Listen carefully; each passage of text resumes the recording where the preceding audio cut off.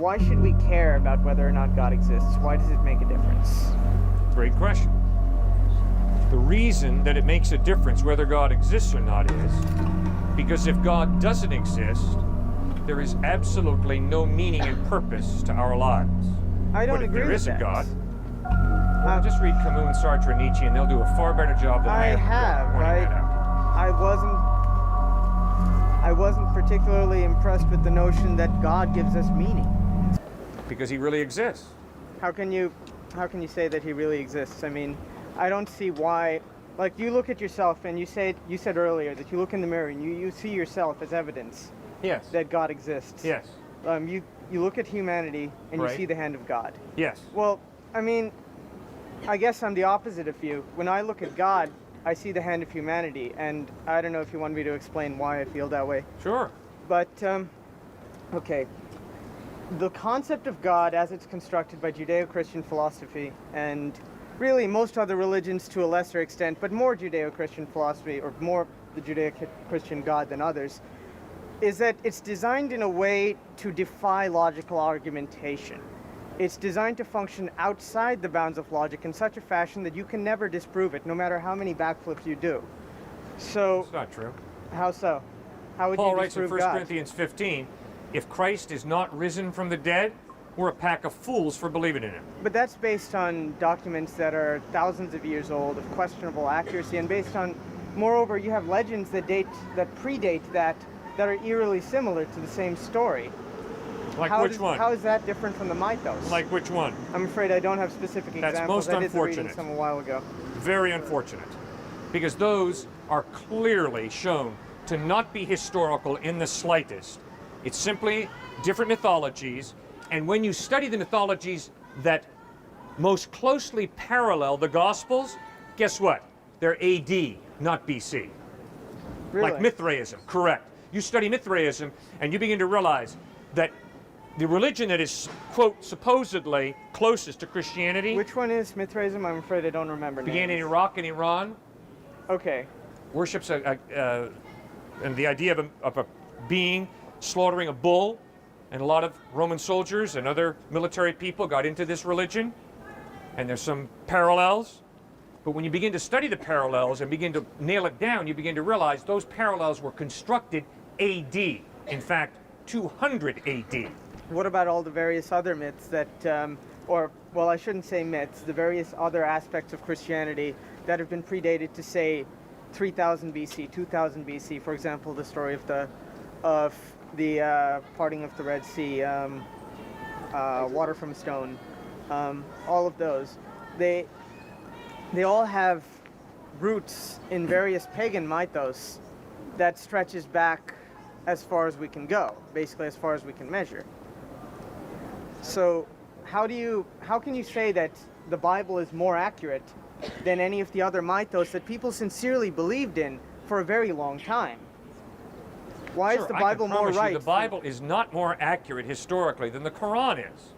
The Quran is a very accurate presentation of what Muhammad taught.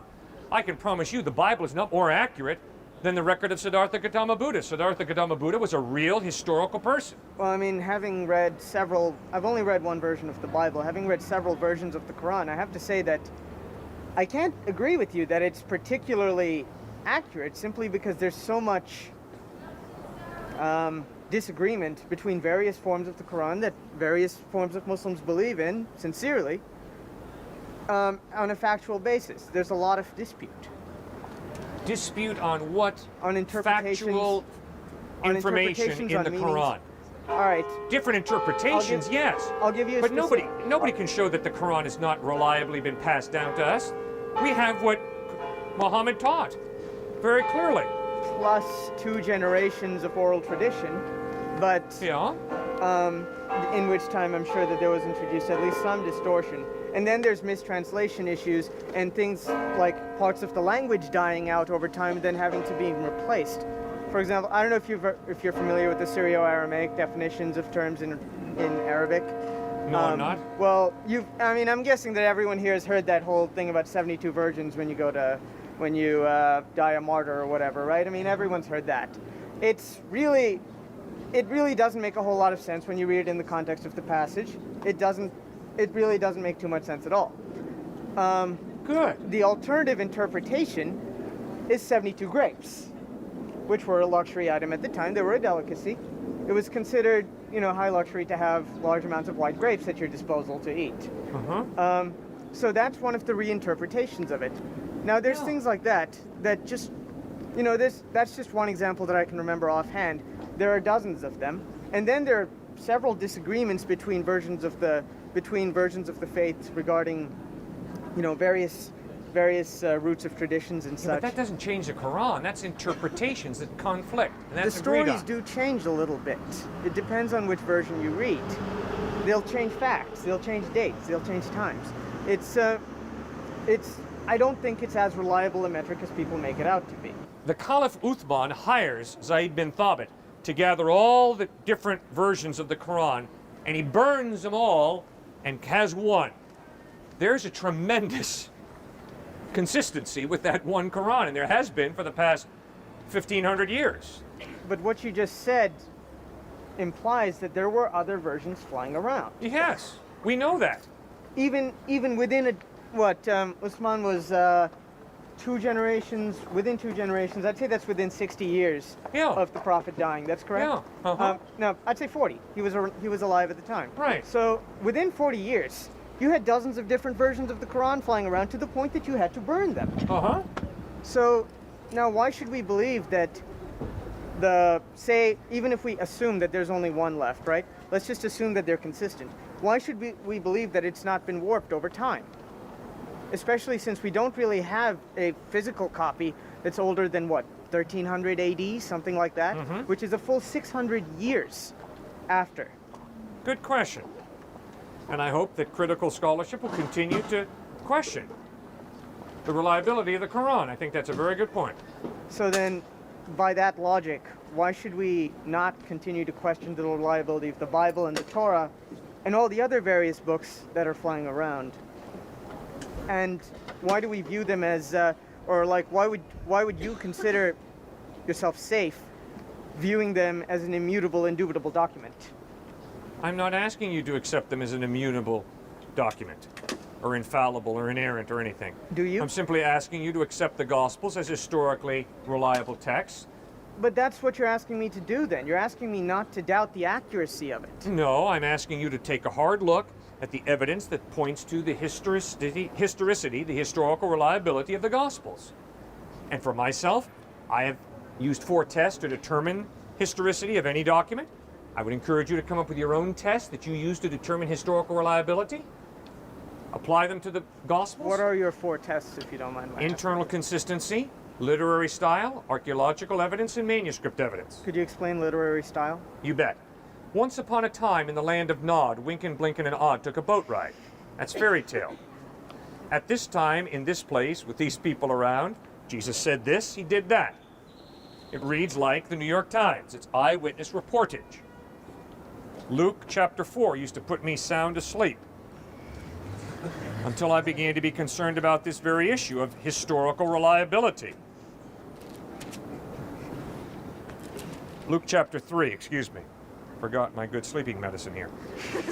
In the 15th year of the reign of Tiberius Caesar, when Pontius Pilate was governor of Judea, Herod tetrarch of Galilee, his brother Philip tetrarch of Iturea and Trachonitis, and Lysanias tetrarch of Abilene, during the high priesthood of Annas and Caiaphas, the word of God came to John, son of Zechariah, in the desert.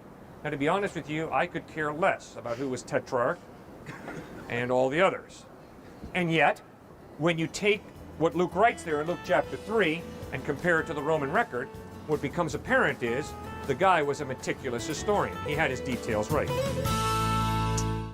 Okay, if you were to take off the word of God came to X Yes. and replace it with whatever else, would you still be inclined to believe it simply because the historical record was consistent? By that I mean specifically the time frame, the names given of the Roman tetrarchs and such. Would you be inclined to believe it? Well, when after comparing it to the Roman records and seeing that they were right in line, I would say yes, the text is accurate. Well, what if he said the word of God came to somebody else instead of John? You know? Would you believe that? Well, I would Let's read say the it whole came to somebody document. named Chris. I would read the whole document, and if it is internally consistent, and if the literary style is historical narrative, and if the archaeological evidence is reliable, and if the manuscript evidence is solid, I'd accept it as historically reliable. Would you at least agree that that could have been written by anybody with an encyclopedia at the time? No, because historical fiction was not a literary style used at that point in time, and so that literary style of historical narrative clearly pointed to a claim by the author that this is factual history. You mean to say that nothing was ever made up at that time in the style of historical fiction, in the style of historical Narrative? Correct. Historical fiction as a literary style was not invented till hundreds of years after that. I'm not talking about fiction, pardon me. I'm not talking about fiction. I'm talking about misrepresentation for other ends. Historical narrative was not used to communicate fiction. But it could have been used to communicate what was intended to be construed as history. No, that was not done. That's historical fiction, and that literary style was not used at that point in history. Are you suggesting that nobody ever lied in the form of a historical narrative at the time? I am implying that nobody used the historical fiction literary style at that time. Now, I'm afraid I find that extremely difficult to believe in the context of what I meant by it. I wasn't talking about fiction as in fiction for amusement or fiction just for kicks. I was talking about writing it deliberately so that it would be construed as a historical document. Okay, give me an example of what you're talking about. I don't understand how to give you an example of what I'm talking about. I'm asking you if it could have been written in that style, specifically so that people would believe it even though it was false. Is Well, that anything's possible. Anything's possible. The question is, what does the evidence point to? And one of the facets of your evidence was literary style. Mm-hmm. I'm saying that literary style can be easily replicated, that it can be deliberately replicated to promote other ends than what you're saying that it would have promoted. Okay, fine. So now, in order to validate that, go out and find some examples of what you're talking about. Fair enough, I'll go hunting on my own, I suppose. I think that would be a very wise endeavor. Now, you refer to other evidence, right? You had 3 other types of evidence that you looked Yes. to. One of them was internal consistency. I'm not Right. going to address that because I'm not as familiar with the Bible as you are, Uh-huh. or really as familiar enough with the Bible to be discussing it in such a manner. What were the other 2? Archaeological evidence Okay. and manuscript evidence. Okay, manuscript evidence means corresponding manuscripts that corroborate the story. Manuscript evidence means how many manuscripts of the document do we have?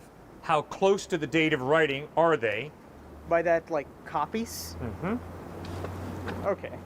And carbon dated to within a certain time frame?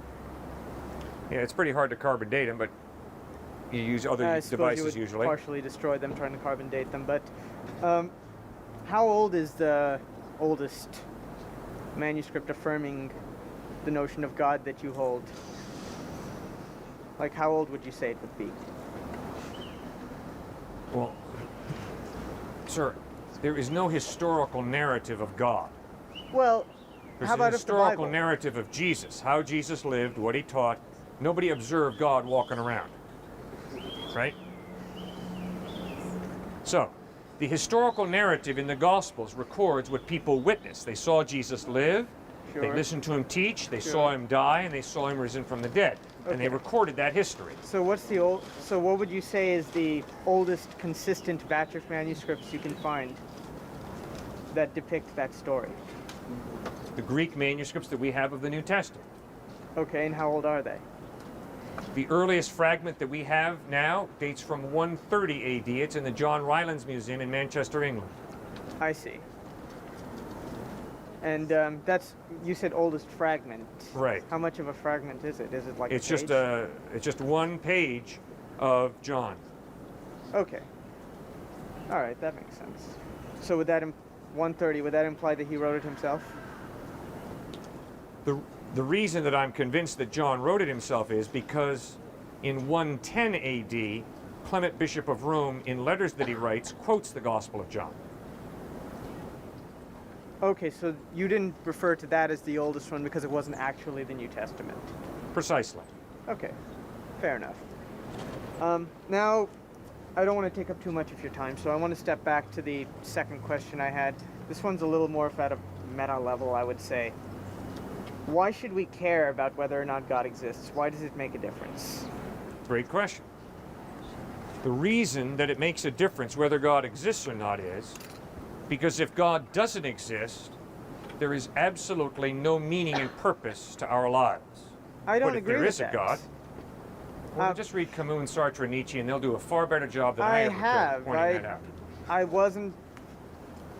I wasn't particularly impressed with the notion that God gives us meaning through Okay, Camus, how can there Nietzsche, be and meaning in Sartre. life if you and I are basically accidental collections of atoms evolved to a other. higher order? Each other gives meaning to life. Well, fine. But if I say my meaning in life is to smash his head in, and you say your meaning in life is to love the man, you're not right, you're not wrong, I'm not right, I'm not wrong. It's all relative. It's I all don't see just how you can say create that it. because the man's still got his own self to think of, and you're violating that by smashing his head in. So what? That's slightly problematic from a philosophical standpoint. In what way? In that you're violating his person. So You're what? going against his will. So Are what? I you got my own seriously will. telling me that God is the only thing that keeps you from smashing his head in? No, you've missed the entire argument. Now, please listen more closely. What I'm saying is, if you believe that he is simply an accidental collection of atoms, Oh, I don't you believe have he's no accidental. basis for respecting him. I don't You can believe he's choose to accidental. respect him. You can choose to say he has great value. But if in reality he's an accidental collection of atoms, he doesn't have an innate value. But if he's a human being created for a purpose, created by God for a purpose, then whether you like it or I like it or not, he has an innate value that comes from his creator, because he's not an accident. He's been created by God for a purpose. Human worth and value is impossible in an objective sense if there is no God. Obviously, it is, in a subjective sense, it can be true. Subjectively, I am the Why do you greatest. crave objectivity so Subjectively, much? because it's called truth, reality. Subjective is just personal bias, whim, dream. I still don't understand why you need truth in such a concrete sense. Because I hate living in a lie. I hate living in an illusion. The lack of truth doesn't imply a lie. It simply means that you don't fully understand what's happening. If you understand that there is no creator, if you understand that he is a cosmic accident, then for you to try and argue that he has innate value and I'm dignity not saying he has innate value. You're up a creek without a paddle, sir. There is no basis for it at all, I'm not saying that he other has... than your subjective whim. Well, we talked about interruptions earlier. I mean, I would appreciate if you didn't cut me off. I share the same feeling. Okay, I'd appreciate if you'd stop interrupting me. Fair enough? sure. I'm afraid I don't have as much of a purpose as you, so I'll just have to deal with that. Have a nice day. You bet. Philosophical questions. Where does evil come from? It comes from a free will deciding to take a good gift that God has given us and twist it and use it in the wrong way. But doesn't it say in Isaiah that all things come from God, both good and evil? Doesn't it say in Isaiah that earthquakes and deaths and evil come from him? No, that the passage about good and evil coming from God, I think if you look at that passage more carefully, it's talking about the judgment of people that you have outlined very accurately. Well then, Comes from God. God judges evil, and you're right. And the Old Testament gives us a record of how God judged the Philistines, the Canaanites, the Amorites. Yes. so you're saying the Bible should be taken interpretively or literally? Sir, every book you and I read, we interpret. So it should be taken. The question is, how do you interpret, right? And so I would plead with you, interpret the Bible the same way you interpret any book. Read in context, respect literary style, ask who's the author, what's the audience, what's the intent of the author, who's the audience the author is addressing, and then interpret fairly. But what about the revelation of Peter, which today is considered apocrypha, except in the Church of Ethiopia? But back then, several bishops, it was considered canonical, and several bishops even attested that it was most likely written by Peter himself, in which there is a verse which is actually very much contested among scholars today that says all people will go to heaven. It says in that verse that the people will look down and see the anguish of the sinners and ask God to forgive them, and God will forgive them out of the goodness of his heart. That's what lost my train of thought here. All right, that's good. Great point. All right, now, that's why it's important to study. How were the 27 New Testament books put together? Were they put together by 1 or 2 or 3 or 4 bishops? Were they put together at a council, like the Council of Nicaea, as Dan Brown argues in the Da Vinci Code? No. The New Testament books were not to put together by a council or by a bishop or by a pope. The New Testament was put together by the universal church, and one of the criteria that was used was this book has to be acknowledged universally, not just by a little group of bishops somewhere. It has to be acknowledged universally as reliable and authoritative. Otherwise, it was not included in the New Testament. What do you mean by universally? There was even From Rome, Italy, down around to Alexandria, Egypt, the known world. What about Arianism? That was competing with Catholicism in the beginning of the church. The beginning of the church was not unified; it was split up. You Right. had Arianism. So how could you say universally they accepted all that? There were bishops who argued against the revelation because they considered it a mere fairy tale. Right. And wasn't during the Council of Nicaea that they actually decided what book goes into the Bible and what does not? Absolutely no way. The Council of Nicaea had nothing to do with determining the New Testament canon. Nothing. The Council of Nicaea was debating over the identity of Christ, the eternal deity of Christ. That was the issue, not the New Testament canon. If you say universally, but I'm talking about several bishops, several churches, several branches that actually saw the revelation as not part of it. That's not right. canonical, and others viewed it. But then how can you say it's universal if you have some churches saying this I did not book, say unanimous. or you said universal. Right. How can you meaning by consider that churches universal? around the known world but not agreed that this was acceptable, that this came from an apostle or someone who knew an apostle? But what? Okay, but then I'm talking about Revelation. Some of the churches said no, that's not. They don't view that as canonical. They see Right. that more as Right. a story. Yes. While other churches consider Apocrypha, Apocalypse of Peter, which says everyone goes to heaven in the end. They consider that as canonical. How can you say it's universal when you have some churches saying no and others The saying vast yes? majority of churches around the known world at that time rejected the Gospel of Peter, the Apocrypha of Peter, and they accepted Revelation of John. So it's not universal. It's the majority. You mean? That's what I meant.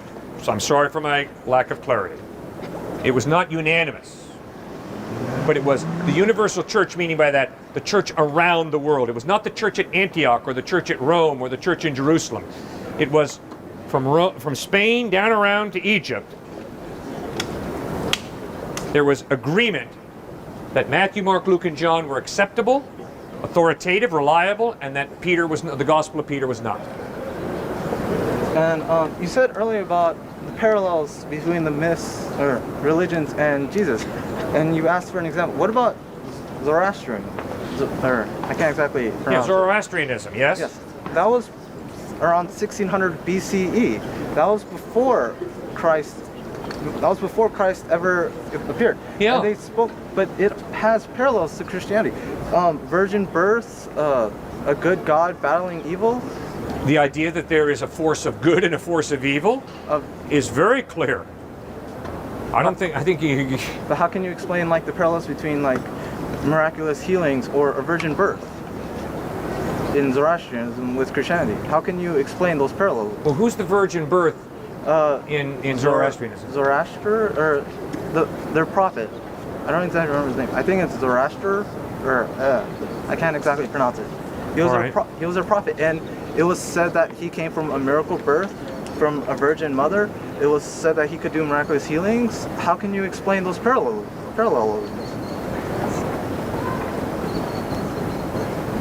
Well, sir, just because there are miracles in different religions doesn't mean they're all wrong. Just because there are miracles in different religions doesn't mean that one borrowed from the other. If you believe in a supernatural God, you're open to a miracle taking place, right? But then you're not exactly taking. Okay, you're not.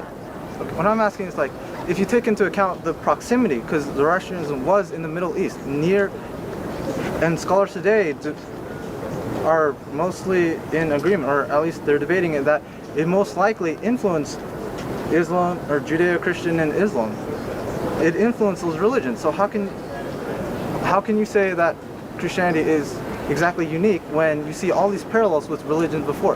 When you see like when scholars today can actually argue that the creation story in the Bible was actually has its roots in Gilgamesh. How you can look at Egyptian religion, the texts of the Egyptian religion, which were thousands of years before Christianity, and had parallels to Jesus' birth and the idea of rebirth and resurrection. Read the Gilgamesh epic. I have. Good. If you conclude that all the Genesis account of the flood is simply a reprint of the Gilgamesh epic, I am dumbfounded. My conclusion would be there really was a great flood, and different cultures tried to explain it in their own language, in their own way. To conclude that there was no flood because we have the Gilgamesh epic and the Genesis account of the flood, I think is unwarranted. I'm not saying that. I'm not saying What that are you at all. saying? I'm asking how you can call Christianity unique. How you can. Oh, it's very how, simple. How you can because ignore Jesus it. was an historical person who lived, taught, died, and rose from the dead, and nobody else has risen from the dead historically the way he has. But then Zoroaster has historical perspectives in that case as well. You have no historical proof outside the Bible. Outside of the Bible, there really isn't So much what? historical proof of Jesus. You're using one text. No.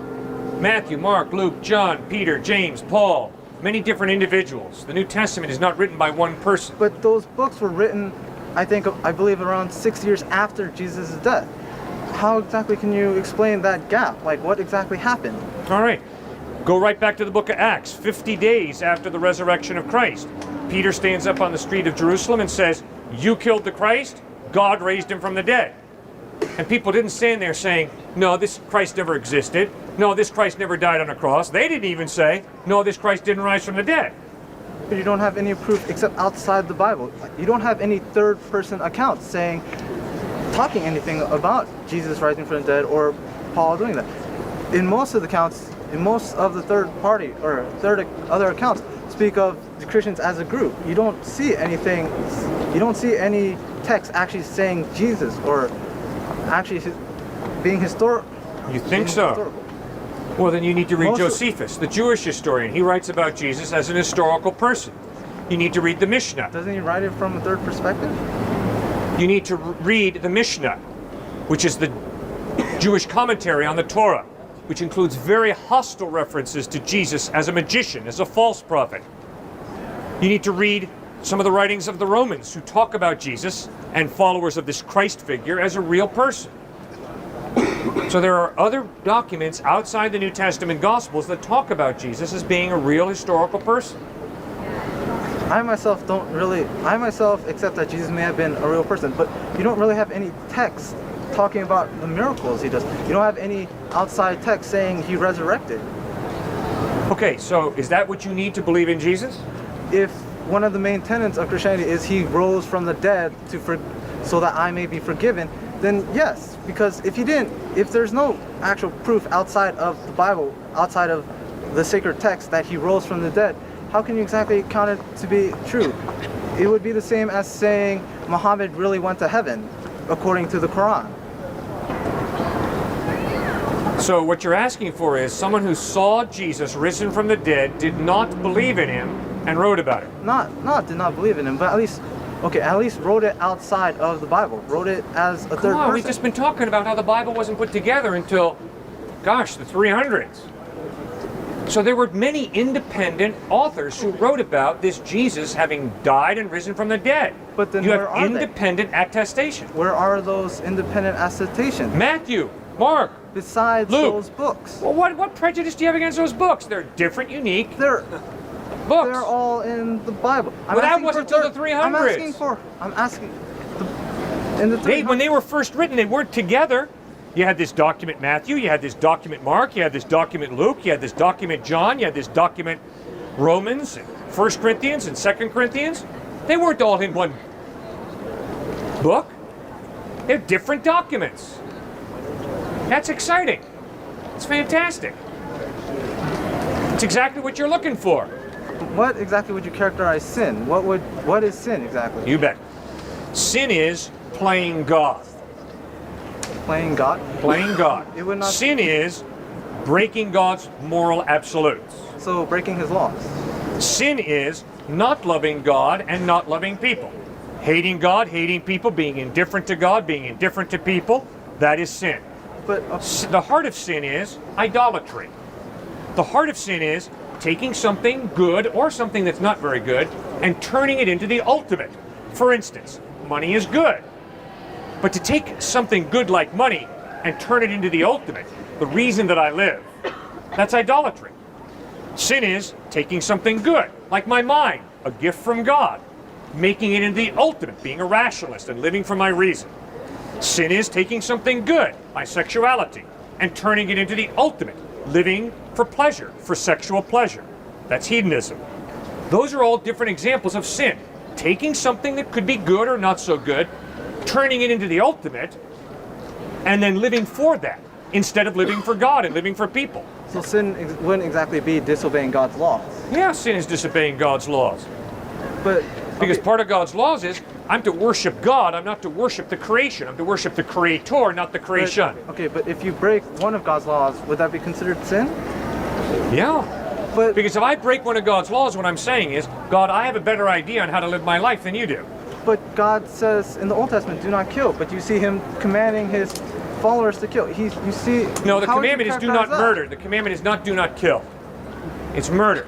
Okay. And God doesn't murder. Okay. And if any follower of Christ murders, that's sin. But I can promise you, if I and another follower of Christ walk into McDonald's and there's a guy spraying machine gun bullets into little kids' bodies, and if I hit the guy high and my Christian friend hits the guy low and we break his neck in the process and kill him, that is not murder, sir. Okay, so- that is killing motivated by a drive to preserve the innocent from being slaughtered. That's ethically different from murder. Murder is me killing someone because of selfishness, hatred, or revenge. Okay, well then that proves my point when he tells them to kill the women and children to drive out the Canaanites. Killing them, isn't that ethically wrong? Okay, you're thinking well. Good point. No. When God chooses to judge a nation, a people group, innocent people get swept up in that judgment. So as long as God says that genocide and Holocaust is okay. No. But that's God not is exactly choosing what to he said. judge people groups for what they did wrong. And because we're more interconnected than we would like to admit, innocent people were swept along in the judgment. He, for what they He did. did not You mean hire a living- guy to go in there and just wipe out evil adults. You mean living? You mean by being wrong or doing wrong? You mean by living in a certain area and having a different belief and culture as theirs? If you do evil, I don't care what tells- culture you're in, he you are tells- responsible to God for that evil, and He will hold you accountable. He tells the Israelites to kill men, women, children, to commit murder to the women and children because he says because they have different beliefs than you, because you must No, drive it is them out. not because they have different beliefs. He False. says because they have It is false gods. because they have done evil. They have sacrificed their babies on altars, calling that an act of worship. They have taught people that the way to know God is to have sex with a temple prostitute. And God judged those cultures for the slaughter, the way they slaughtered their innocent children, and for the way they taught people that the way to know God was to have sex with a temple prostitute. Isn't that intolerant of their culture? That's their. No, You have it's intolerant of evil. You have cultures today that have headhunting, where the only way to become a man is to kill another man. That's evil. That's intolerant of their culture. That's basically saying no, because according to my culture, my religion, that's wrong. Isn't that being intolerant? I can promise you that if you rescue a fellow Homo sapien from being cannibalized by a headhunter, that is good. And if you go into that situation and say, I'm sorry, it's all relative, and if this group of men wants to eat this guy's head, go right ahead, it's just fine because it's your culture, But no, that's but very that's sad. but that's because it's my own culture. My own culture is not to see that, which means as following my own culture, I should stop that. But I'm still pointing out, like, you're saying God is saying to be tolerant when He shows in the Old Testament to be very, very intolerant of other people. When He tells them if they curse God, kill them. If they don't believe in God, kill them. Killing Jews came from eugenics, from social Darwinism, that teaches that some people are a superior level of the evolutionary cycle, and these Jews and gypsies and homosexuals are an inferior level of the evolutionary cycle. Therefore, to help Nazi Germany move forward, we need to execute homosexuals, gypsies, and Jews. That is the philosophical basis for the Holocaust. Darwinism came around the early 1900s, late 1800s, I believe. 1859, Darwin wrote Origin of the Species. Yes, so socialist. But you had anti-Semitism before Darwin. You had anti-Semitism in the Middle Ages. Absolutely. You had anti-Semitism in the first century. One of the ideas of anti-Semitism was that they killed Jesus. Agreed. We agree. Obviously, there's been too much anti-Semitism that has been fueled by an idea that the Jews killed Christ, so we're going to go after the Jews. But I can promise you, that is not what fueled the Nazi Holocaust. When you study Nazism and Hitler, what fueled the Nazi Holocaust was eugenics, racial superiority. Why? Because the clear belief was evolution. Because we have evolved to higher levels. And the clear Nazi teaching was blacks, Jews, gypsies, and homosexuals, and handicapped people are inferior levels of the evolutionary cycle. That is the justification for wiping them out. they saw that, except going back to right and wrong being relative, they saw that as right. If Nazis controlled the world today, that would be right. And they would be wrong, I'm convinced. What about you? You think they'd be wrong or not? That would be relativism. No. Well, yeah, If the what you're Nazis- espousing is relativism. If the Nazis control the world today, right? killing Jews, blacks, anyone non-Aryan or Right, non-white, non-Aryan. that would be considered right. That would be considered culturally right, and they would see it as fact. And I that would they are contradict it. superior. And I would hope you'd contradict it. Not because we're enlightened Westerners, but because we have consciences and rational minds that enable us to understand that that is absolutely wrong. I don't care how many people say it's right. I don't care whether my culture says it's right or not. But then it's relative. It's coming from your own subjective viewpoint. No, it's coming from a conviction that the human conscience enables us to tie into an objective moral. How can that objective moral exist? Only as if there is a mind prior to the human mind that defines what is right and wrong. There's got to be some type of God.